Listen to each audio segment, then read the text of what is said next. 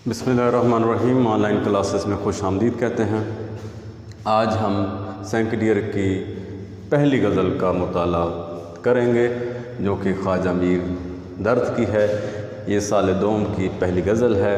ख्वाजा मीर दर्द 1719 में दिल्ली में पैदा हुए और यहीं पर वफ़ात पाई। इन्हें सूफ़ी शायर भी कहा जाता है क्योंकि इनके वालिद मोहतरम ख्वाजा नासिर अंदलीब ख़ुद भी शायर थे और सूफ़ी थे, तो उन्हीं के नक्शे कदम पर चले ख्वाजा मीर दर्द, इसलिए इन्हें सूफ़ी शायर कहा जाता है। इनके कलाम की नुमायाँ ख़ुसूसियात में तसव्वुफ़, ज़िंदगी का फ़लसफ़ा, आम फ़हम लहजा, मुनफ़रिद मौज़ूआत और हकीकी शायरी है।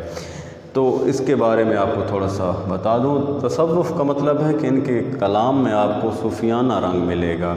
इसके बाद ज़िंदगी का और मौत का एक बड़ा दिलचस्प फ़लसफ़ा बयान किया है जो और हमें किसी शायर के यहाँ नहीं मिलता। लहजा बड़ा आम फ़हम है, कोई मुश्किल अल्फाज का इस्तेमाल नहीं किया। हालांकि गालिब से पहले ज़माने के शायर हैं, गालिब इनके बाद के ज़माना के शायर हैं, लेकिन गालिब ने बहुत ही मुश्किल तराकीब का अपनी शायरी में इस्तेमाल किया है। लेकिन ख्वाजा मीर दर्द के यहाँ हमें बड़ा आम फ़हम लहजा मिलता है, आम अल्फाज मिलते हैं जो एक आम शख्स भी समझ सकता है। इनके यहाँ मौज़ूआत की फरावानी है और बहुत ही मुनफ़रिद मौज़ूआत इनके यहाँ हमें मिलते हैं जो किसी और शायर के यहाँ हमें नहीं मिलते। इसके अलावा इनकी शायरी जो है वो हकीकत के गिर्द घूमती है। मजाज इनकी शायरी में बहुत हमें कम दिखाई देता है।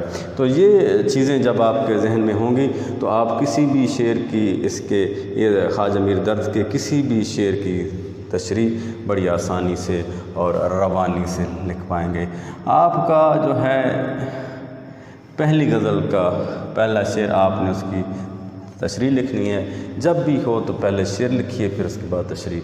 कुछ बच्चे जहाँ पर मफ़हूम भी लिखते हैं तो मफ़हूम लिखें या न लिखें, मफ़हूम का नंबर कोई नहीं होता।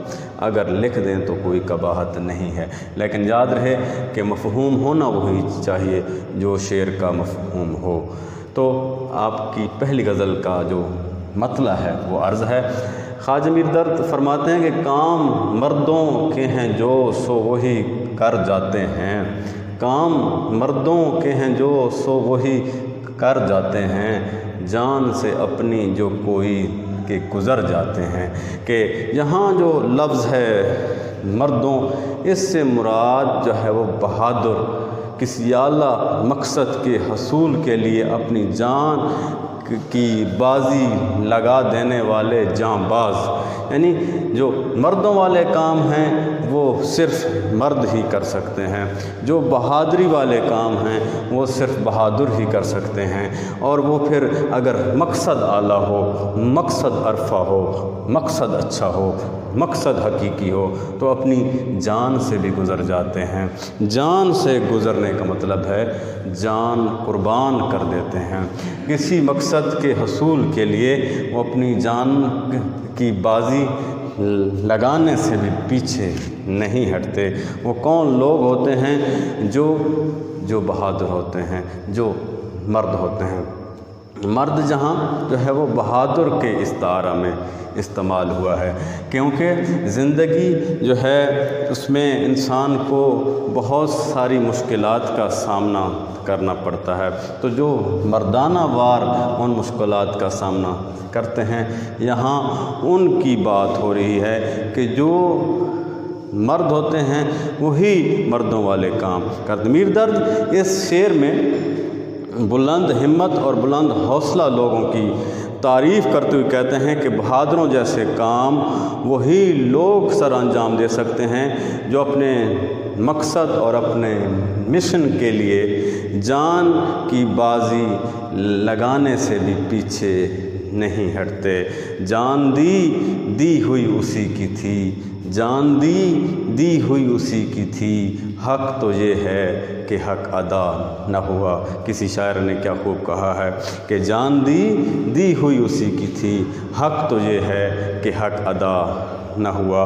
तो इस शेर में आप देखते हैं कि ये काम कोई भी हो सकता है। ये काम इंसान को आला मनाजिल तक पहुंचाने में मददगार हो सकता है। ये काम फ़िक्री भी हो सकता है, ये काम दीनी भी हो सकता है, ये काम इल्मी भी हो सकता है।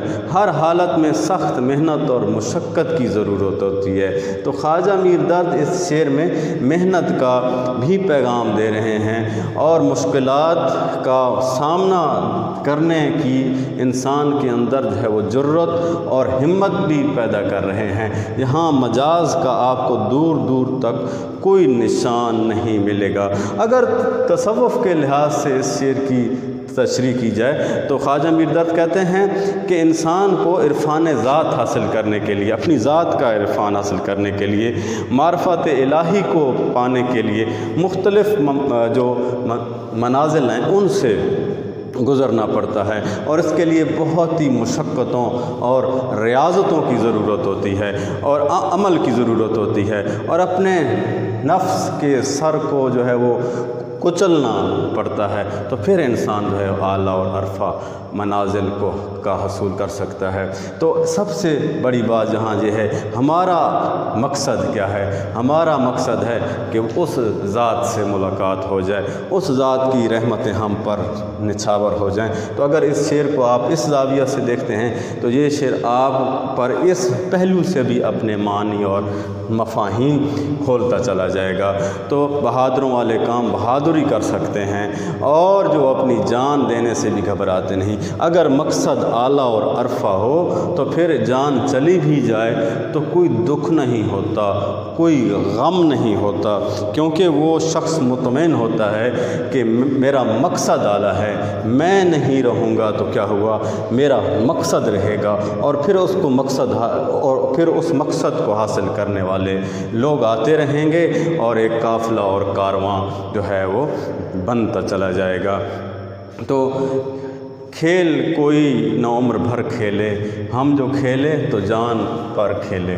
खेल कोई न उम्र भर खेले, हम जो खेले तो जान पर खेले।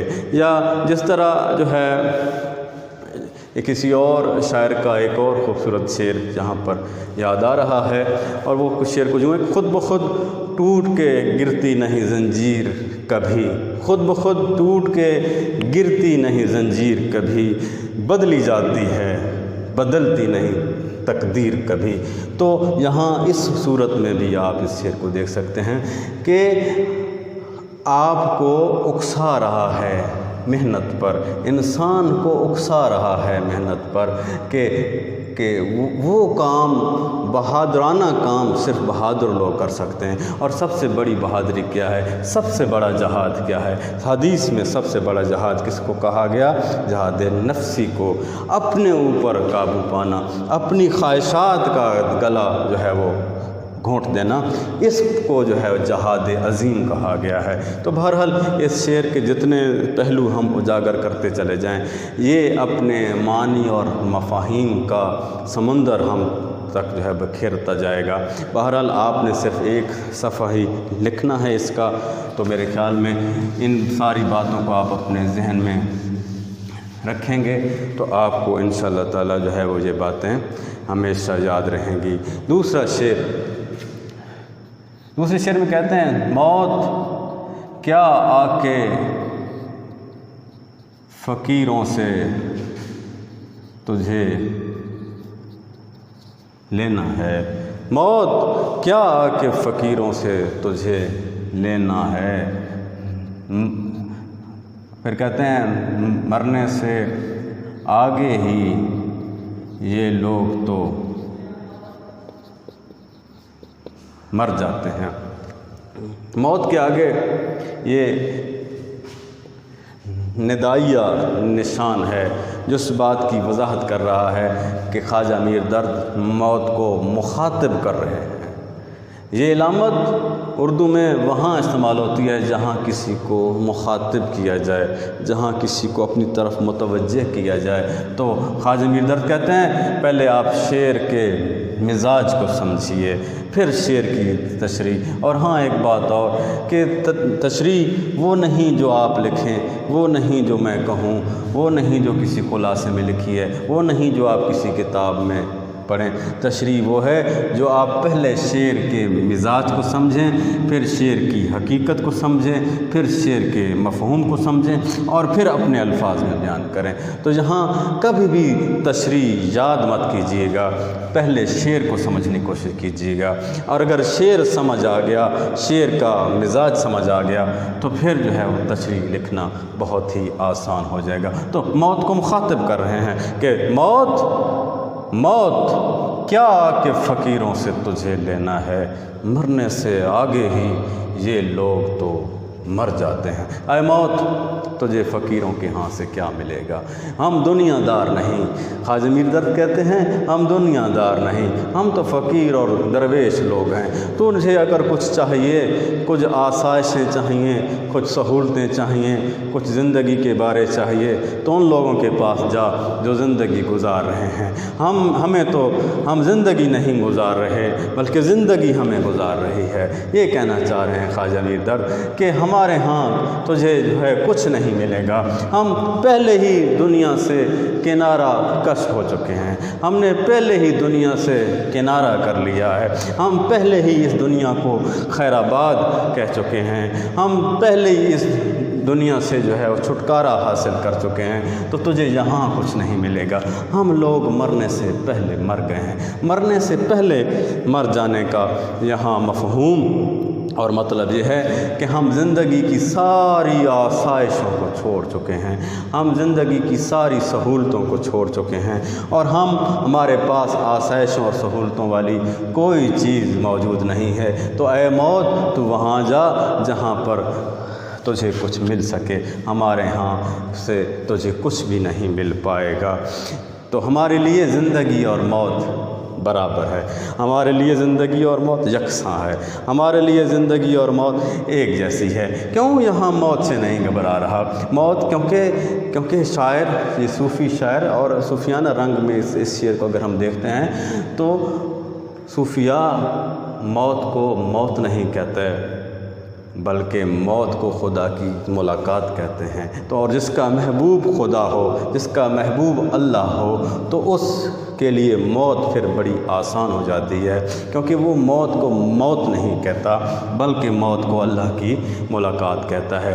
نذیر اکبر آبادی نے جس طرح ایک شعر میں کہا تھا کہ جینے کا نہ اندوہ نہ مرنے کا ذرا غم، یکساں ہے انہیں زندگی اور موت کا عالم، ان کے لیے زندگی اور موت ایک جیسی ہے۔ تو اس لیے شاعر نہیں گھبرا رہا، اور شاعر کہہ رہا ہے کہ اور موت ایک ایسی حقیقت ہے کہ جس سے جو ہے انکار نہیں کیا جا سکتا۔ جب انسان زندگی اور موت کی حقیقتوں کو سمجھ لیتا ہے تو پھر زندگی سے دھوکہ نہیں کھاتا بلکہ زندگی میں ہر لمحہ موت کے لیے تیار رہتا ہے۔